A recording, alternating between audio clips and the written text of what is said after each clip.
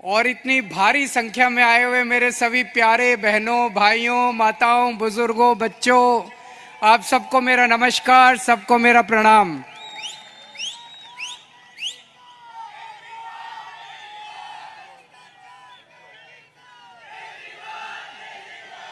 दोस्तों, आज आप लोगों के बीच में आके मुझे बहुत अच्छा लग रहा है। सीधे जेल से आ रहा हूं आप लोगों के बीच में।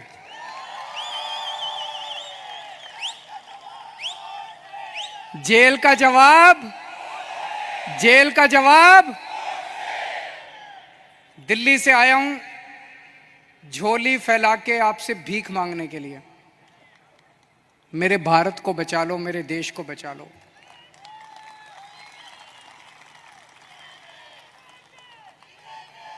हमारे देश को प्रधानमंत्री जी तानाशाही की तरफ ले जा रहे हैं। हमारे देश को बाबा साहब अंबेडकर ने एक शानदार संविधान दिया था, जनतंत्र का। जनता चुनेगी, वोट करेगी, लोग चुने जाएंगे, वो शासन करेंगे। जिनको जनता चुनेगी वो शासन करेंगे। जनता के मुताबिक काम किए। अब धीरे धीरे धीरे धीरे प्रधानमंत्री जी ये जनतंत्र खत्म करना चाहते हैं। मेरा उदाहरण लीजिए। दिल्ली में हमें 2015 में दिल्ली में 70 सीट हैं, विधानसभा में 70 सीट हैं। 70 में से 67 सीट, 67 सीट आम आदमी पार्टी को मिली थी। 5 साल बाद चुनाव हुए 2020 में, और 2015 में 67 सीट आम आदमी पार्टी को, 3 सीट बीजेपी को। 2020 में 70 में से 62 सीट आम आदमी पार्टी को, 8 सीट बीजेपी को। तो मोदी जी ने देखा कि दिल्ली में आम आदमी पार्टी को हरा नहीं सकते, तो मोदी जी ने एक षड्यंत्र रचा, एक फर्जी केस बनाया। उसमें मनीष सिसोदिया को, सतिंदर जैन को, सबको उसमें गिरफ्तार किया और फिर मुझे गिरफ्तार कर लिया। अगर हरा नहीं सकते तो गिरफ्तार कर लो। उन्हें लगा कि गिरफ्तार करेंगे तो केजरीवाल को इस्तीफा देना पड़ेगा, लेकिन केजरीवाल ने तय किया सरकार जेल से चलाएंगे। मैंने इस्तीफा नहीं दिया, सरकार जेल से चलाएंगे। अगर मोदी जी जनतंत्र को जेल में कैद करेंगे तो हम जनतंत्र को जेल से चला के दिखाएंगे।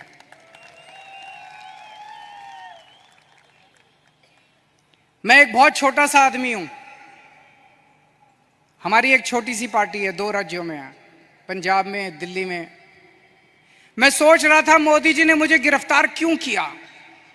मेरे जैसे छोटे से, वो तो इतने बड़े आदमी हैं, इतना उनके पास साधन है, तमाम उनके पास रिसोर्सेज हैं, मुझे क्यों गिरफ्तार किया। मुझे गिरफ्तार किया क्योंकि दिल्ली के गरीब बच्चों के लिए मैंने अच्छी शिक्षा का इंतजाम किया। दिल्ली के गरीब बच्चों के लिए मैंने अच्छे सरकारी स्कूल बनाए, शानदार सरकारी स्कूल बनाए। मोदी जी नहीं चाहते कि गरीब बच्चों के लिए अच्छे स्कूल बनाए जाएं, वो इस काम को रोकना चाहते हैं, इसलिए उन्होंने मुझे गिरफ्तार किया। मैंने मान लो 500 स्कूल बनाए। मोदी जी, आपका बड़प्पन तो तब था आप 5000 स्कूल बनाते। आप तो इतने बड़े आदमी हो, आप 5000 स्कूल बनाते, तब आपका बड़प्पन था। आपने केजरीवाल को गिरफ्तार करके स्कूलों का काम रोक दिया दिल्ली के अंदर। मुझे गिरफ्तार इसलिए किया क्योंकि दिल्ली में मैंने इतने सारे मोहल्ला क्लिनिक, गली गली में मोहल्ला क्लिनिक खोल दिए, सरकारी अस्पताल बनाए शानदार, सबका इलाज मुफ्त कर दिया, दवाइयां, टेस्ट, सब कुछ मुफ्त कर दिया 2.5 करोड़ दिल्ली के लोगों के लिए। मोदी जी ये काम रोकना चाहते हैं, इसलिए मुझे गिरफ्तार किया। और विडंबना देखिए, दिल्ली के लोगों के लिए मैंने सारी दवाइयां मुफ्त कर दी, लेकिन जब मैं तिहाड़ जेल में गया 15 दिन तक मेरी दवाइयां बंद करवा दी मोदी जी ने तिहाड़ जेल के अंदर।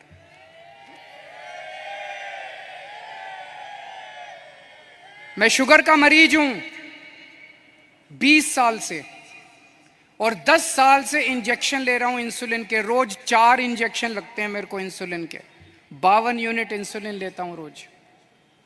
लेकिन जब मैं तिहाड़ गया, मोदी जी ने मेरे इंजेक्शन बंद करा दिए। 15 दिन तक मेरी 300 पहुंच गई शुगर, 350 पहुंच गई शुगर। मैं बोलता रहा वहां पे अफसरों को, कर्मचारियों को, मुझे इंसुलिन चाहिए, उन्होंने नहीं दी। बोले ऊपर से आदेश है, इंसुलिन नहीं दे सकते।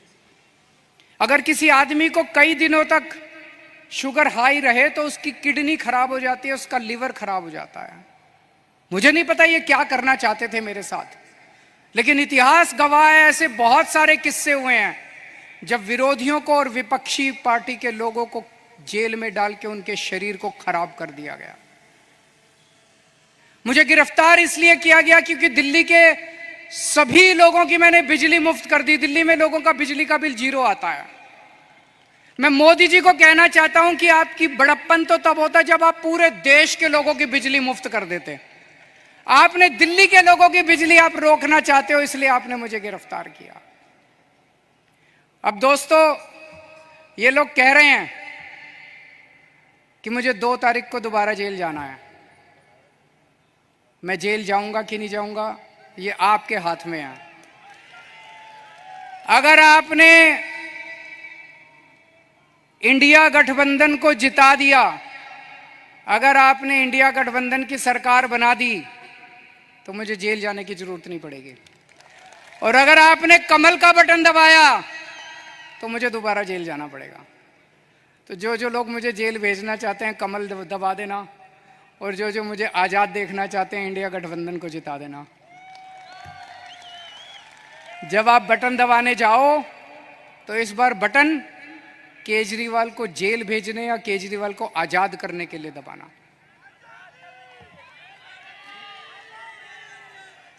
रशिया का नाम सुना है? रशिया, पुतिन ने क्या किया? जितने विपक्षी नेता थे उनको सबको कैद करके जेल में डाल दिया या मरवा दिया, और फिर चुनाव करवाए। 87% वोट मिल गए, 87%। जब विपक्षी नहीं होगा, लड़ने वाले नहीं होंगे, सारे वोट आप ही को मिलेंगे। बांग्लादेश में भी अभी ऐसा हुआ, उसने सारे विपक्षी नेताओं को जेल में डाल दिया और शेख हसीना जीत गई। पाकिस्तान में भी यही हुआ, इमरान खान को जेल में डाल दिया, उसकी पार्टी छीन ली, उसका सिंबल छीन लिया, जीत गए। अब मोदी जी भी हमारे देश को पाकिस्तान और बांग्लादेश बनाना चाहते हैं। इंडिया गठबंधन भारत देश को दुनिया का नंबर 1 देश बनाना चाहता है। मोदी जी भारत को बांग्लादेश और पाकिस्तान बनाना चाहते हैं।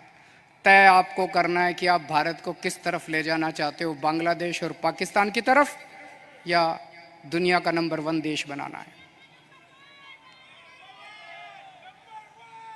अब यही काम मोदी जी देश में कर रहे हैं, हमारे देश में, कि सारे विपक्ष को खत्म कर दो। उन्होंने मेरे को गिरफ्तार कर लिया, कांग्रेस का अकाउंट फ्रीज कर दिया। चुनाव के 1 महीना पहले उन्होंने कांग्रेस का अकाउंट फ्रीज कर दिया। अब हमारा अकाउंट फ्रीज करने जा रहे हैं। सुप्रीम कोर्ट के अंदर इनके वकील ने बोला है कि आम आदमी पार्टी का अकाउंट फ्रीज करेंगे। शिवसेना के उन्होंने 2 टुकड़े कर दिए, शिवसेना के 2 टुकड़े कर दिए, एनसीपी के 2 टुकड़े कर दिए, स्टैलिन के कई मंत्रियों को गिरफ्तार कर लिया, ममता दीदी के कई मंत्रियों को गिरफ्तार कर लिया। सारे विपक्ष को तहस नहस करने के बाद मोदी जी कहते हैं आओ चुनाव लड़ते हैं।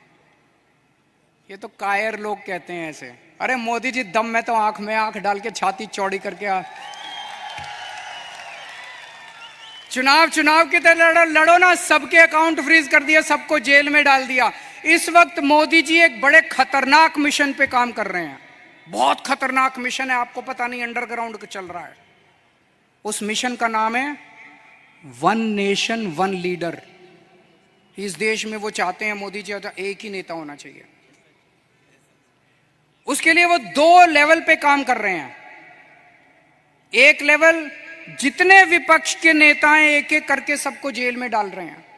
कईयों को डाल दिया, और अगर वो जीत गए, भगवान ना करे वो जीते, अगर वो जीत गए, मैं आपको चैलेंज करता हूं अगले चुनाव तक ठाकरे साहब भी जेल में होंगे, खड़गे साहब भी जेल में होंगे, राहुल गांधी भी जेल में होंगे, प्रियंका भी जेल में होगी, केजरीवाल तो है ही जेल में, शरद पवार साहब भी जेल में होंगे, ममता जी भी जेल में होंगी, स्टालिन भी जेल में होंगे, पिनराई विजयन भी जेल में होंगे। तो एक उनके लेवल पे काम कर रहे हैं, विपक्ष को सबको जेल में डाल दो, जैसे पुतिन ने, शेख हसीना ने, जैसे पाकिस्तान वालों ने जेल में डाला। और दूसरे लेवल पे उनकी अपनी बीजेपी पार्टी में जितने नेता हैं सबको पैदल कर दिया, सबकी राजनीति खत्म कर दी। देवेंद्र फडणवीस को खत्म कर दिया उन्होंने, शिवराज सिंह चौहान को खत्म कर दिया, वसुंधरा राजे को खत्म कर दिया, डॉक्टर रमन सिंह को खत्म कर दिया, खट्टर साहब को खत्म कर दिया। एक ही बचा है, कौन है? अगला किसका नंबर है? अगला किसका नंबर है? सारा देश जानता है अगला नंबर योगी आदित्यनाथ का है। अगर ये जीत गए तो 2 महीने के अंदर योगी आदित्यनाथ को उत्तर प्रदेश के सीएम पद से हटा देंगे ये लोग। बड़ा खतरनाक, एक ही नेता बचेगा और वो भी बस वही राज करना चाहते हैं। लेकिन एक और चीज है, 2014 में जब मोदी जी प्रधानमंत्री बने थे, उन्होंने एक नियम बनाया बीजेपी के लिए कि जो नेता 75 साल का हो जाएगा बीजेपी में, उसको रिटायर करना पड़ेगा, उसको अपना पद छोड़ना पड़ेगा, उसको टिकट नहीं मिलेगी, और अगर वो किसी पद पे काम कर रहा है तो उसे इस्तीफा देना पड़ेगा। उस रूल के तहत उन्होंने सबसे पहले आडवाणी जी को रिटायर किया, फिर मुरली मनोहर जोशी को रिटायर किया, फिर उन्होंने सुमित्रा महाजन को रिटायर किया, फिर उन्होंने यशवंत सिन्हा को रिटायर किया और कई लोगों को रिटायर किया। अगली साल 17 सितंबर को मोदी जी 75 साल के हो रहे हैं।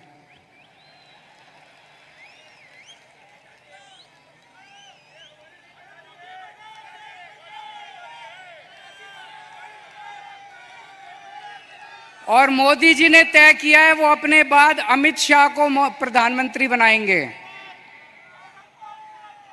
मोदी जी ने तय किया है वो अपने बाद अमित शाह को तो इस बार मोदी जी अपने लिए वोट नहीं मांग रहे, अमित शाह के लिए वोट मांग रहे हैं।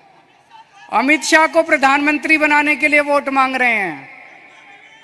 आप अपने आसपास जितने बीजेपी के सपोर्टर हैं, बीजेपी के वोटर हैं, बीजेपी के भक्त हैं, उनको बोलना अगर वो वोट डालने जाएं, ये सोच के जाएं कि वो अमित शाह के लिए वोट दे रहे हैं, मोदी जी के लिए वोट नहीं दे रहे। आंख बंद कर लें और सोचें कि मोदी जी की बजाय अमित शाह प्रधानमंत्री बनने वाले। और उसमें भी जितने पिछले 2 साल से इस पे काम कर रहे हैं मोदी जी, जितने नेता थे बड़े छोटे बीजेपी के अंदर, सबको खत्म कर दिया। शिवराज सिंह चौहान को, वसुंधरा राजे को, डॉक्टर रमन सिंह, योगी आदित्यनाथ को 2 महीने में हटा देंगे ताकि रास्ता साफ हो जाए, अमित शाह बचे केवल। ये बात मैंने जेल से निकलने के अगले दिन प्रेस कॉन्फ्रेंस करके कही थी। जैसे ही मैंने कहा, सबसे पहले अमित शाह बोले नहीं नहीं मोदी जी रहेंगे हमारे 5 साल प्रधानमंत्री, मोदी जी रहेंगे। उसके बाद एक के बाद एक ही दिन में 24 घंटे में इतने नेताओं ने कहा मोदी जी रहेंगे प्रधानमंत्री, मोदी जी। मोदी जी ने नहीं कहा। मोदी जी या तो कह दे, देश के सामने कह दे कि वो रूल तो मैंने आडवाणी जी से छुटकारा पाने के लिए बनाया था, मैं तो रहूंगा। या तो मोदी जी कह दे भाई मैं तो रहूंगा, ये रूल मेरे ऊपर अप्लाई नहीं होता, ये तो मैंने आडवाणी जी की राजनीति खत्म करने के लिए बनाया था, उनको रास्ते से हटाने। लेकिन अभी तक मोदी जी नहीं बोले। इसका मतलब मोदी जी रिटायर करेंगे और यूपी के मुख्यमंत्री को हटाया जाएगा। मैं देख रहा हूं महाराष्ट्र में इन दिनों कुछ ज्यादा ही चक्कर लगा रहे हैं मोदी जी। अभी थोड़े दिन पहले आए, इतनी गंदी गालियां देते हैं वो, प्रधानमंत्री को ये शोभा नहीं देता। वो पवार साहब के लिए बोले भटकती आत्मा, ये शोभा देता है प्रधानमंत्री जैसे व्यक्ति को? शरद पवार जी की इतने सीनियर नेता हैं देश के, आपकी उनसे वैचारिक भिन्नता हो सकती है, अलग अलग पार्टी में हो सकते हैं, लेकिन थोड़ी सी इज्जत तो रखिए। 84 साल की उम्र है शरद पवार जी की, मोदी जी की 74 साल की उम्र है, 10 साल बड़े हैं उनसे, और उनको कहते हैं भटकती आत्मा। ये तो सड़क छाप बात है। वो उद्धव ठाकरे जी को कहते हैं, क्या बोले उद्धव ठाकरे जी को? नकली संतान। उद्धव ठाकरे जी को कहते हैं नकली संतान। ये कोई भाषा है प्रधानमंत्री की? इस तरह से बोलते हैं प्रधानमंत्री? ये शरद पवार की बेइज्जती नहीं है, ये उद्धव ठाकरे की बेइज्जती नहीं है, ये महाराष्ट्र के एक एक व्यक्ति की बेइज्जती है। इस बार जब वोट डालने जाओ तो ऐसा बटन दबाना कि महाराष्ट्र की इज्जत ऊंची हो और महाराष्ट्र की बेइज्जती का बदला लिया जाएगा उससे।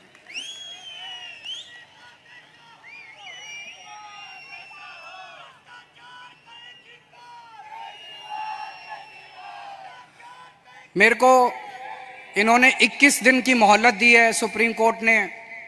मुझे उम्मीद नहीं थी कि मैं जेल से बाहर आऊंगा इतनी जल्दी, लेकिन बजरंगबली की कृपा है मेरे ऊपर। बजरंगबली की कृपा है। अचानक एक दिन मैं सेल में बैठा था, मेरा 25 नंबर सेल है, जेल नंबर, अब दोबारा जाना है मुझे, आप लोग मुझे चिट्ठी लिख सकते हैं जेल में। Cell number 25, jail number 2, Tihar jail. और मेरे सेल में 2-2 सीसीटीवी कैमरे लगा दिए मोदी जी ने। 2 सीसीटीवी कैमरे हैं, 24 घंटे मेरी मॉनिटरिंग होती है। 13 अफसर बिठा रखे हैं, एक एक अफसर के पास 2-2 टीवी स्क्रीन है जिसपे मैं कितने बजे उठता हूँ, बाथरूम कितने बजे जाता हूँ, कितनी देर टॉयलेट करता हूँ, खाना खाता हूँ, टीवी देखता हूँ, किताब पढ़ता हूँ, क्या करता हूँ क्या नहीं करता। आप सोच के देखो, अगर आपको ये पता चले कि 24 घंटे आपके हर मूवमेंट को कोई मॉनिटर कर रहा है, जीना मुश्किल हो जाता है। और 2 टीवी स्क्रीन प्रधानमंत्री जी के अपने दफ्तर में लगे हुए, 24 घंटे मोदी जी मेरे को देखते हैं कि मैं क्या कर रहा हूं।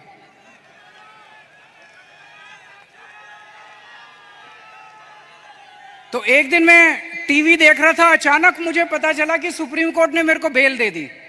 मैं 21 दिन के लिए बाहर आ गया। मुझे बहुत खुशी हुई, उसी वजह से आज आप लोगों के बीच में आने का मौका मिला। लेकिन मैंने भी ठान लिया है, ये 21 दिन का एक एक सेकंड, एक एक क्षण, एक एक पल मैं देश को बचाने के लिए गुजारूंगा। 24 घंटे काम कर रहा हूं। कल सवेरे लखनऊ गया था, फिर पंजाब गया, आज सवेरे पंजाब में था, आज मैं अभी बॉम्बे आया हूं, अभी भिवंडी गया था, भिवंडी से बॉम्बे आया हूं, अब रात को दिल्ली निकलूंगा। उसके बाद झारखंड जाना है कल या परसों में।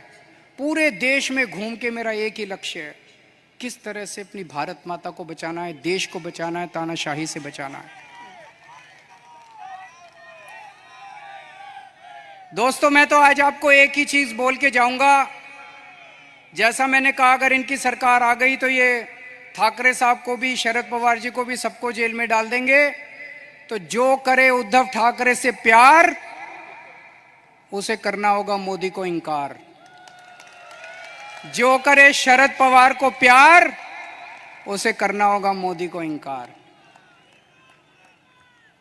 और अंत में मैं कहना चाहता हूं, इंडिया गठबंधन के यहां पे 3 पार्टनर्स हैं, शिवसेना, एनसीपी और कांग्रेस।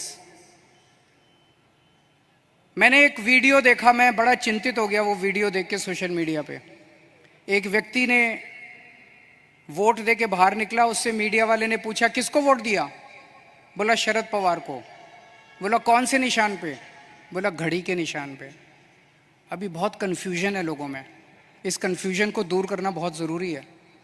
लोग, मैं देख रहा हूँ, बड़ी ज़बरदस्त तरीके से बीजेपी को नकार रहे हैं, लेकिन अगर गलत सिंबल पे वोट डल गया तो बड़ी मुश्किल हो जाएगी। आप सब लोगों की जिम्मेदारी है, जितने लोग आज यहाँ आए हैं, वापस जाके अपने अपने मोहल्ले में, अपने अपने गांव में, अपने अपने पड़ोस में बोल देना कि असली शिवसेना का सिंबल बदल गया है, असली शिवसेना का सिंबल ये है, मशाल है। ये बताना पड़ेगा सबको, बताना पड़ेगा सबको। और असली एनसीपी का सिंबल जो है वो अब घड़ी नहीं है, वो तुतारी बजाने वाला आदमी है। वो बताना पड़ेगा सबको, हम सबकी जिम्मेदारी है। पार्टी अपना काम कर रही है, लेकिन पार्टी के साथ साथ जनता की भी जिम्मेदारी है। और लास्ट में एक ही चीज कहूंगा, 4 तारीख को जब नतीजे आएंगे, मैं तब तक जेल जा चुका हूंगा, जेल से नतीजे देख रहा हूंगा। पिछली बार 48 में से 42 सीट एनडीए की आई थी, इस बार 48 में से 42 सीट इंडिया गठबंधन की आनी चाहिए। अगर 48 में से 42 सीट इंडिया गठबंधन की आई तो मुझे जेल के अंदर बड़ा सुकून मिलेगा। आप सब लोगों ने, इंडिया गठबंधन के सभी नेताओं ने, ठाकरे साहब ने, पवार साहब ने, खड़गे साहब ने आज मुझे यहाँ आमंत्रित किया, बोलने का मौका दिया। बहुत बहुत शुक्रिया। और इतने प्यार से आप सब लोगों ने सुना। आप लोग खुश रहें, स्वस्थ रहें, भगवान आपका खूब खुशियां दे। भारत माता की।